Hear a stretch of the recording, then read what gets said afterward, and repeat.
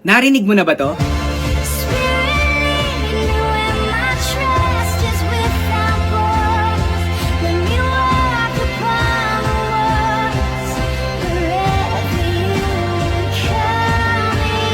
This is Oceans, Where Fit May Fail, popularized by Hillsong. Worship song ito that depicts the story of Simon Peter. Ito yung panahon na naglakad si Jesus sa ibabaw ng tubig. Akala tuloy ng mga disciples, multo yung papalapit sa kanila. Pero si Jesus yon. Ayaw maniwala ni Peter na si Jesus yon. Kaya sabi niya, kung ikaw talaga yan, Lord, sige nga, papuntahin mo ako dyan sa'yo. Kaya sabi ni Jesus, come. Sa simula, nakalakad siya sa ibabaw ng tubig habang nakatingin kay Jesus. Pero nung napansin niya na malakas yung hangin at nakita niya yung malaking alon, siya ay nagsimulang lumubog. Alam niyo sa buhay natin, minsan parang ganun din. Pag nakafocus tayo kay Jesus, kahit maraming problema, parang kalmado lahat. Pero pag nakafocus tayo sa mga problema, pakiramdam natin parang nalulunod tayo sa mga ito. Pero pinapaalala sa atin ng kanta na kahit gaano pa kalalim ang dagat at gaano pa kalakas ang bagyo, hindi tayo pababayaan ng Diyos. So we should trust God always. He is sovereign over all.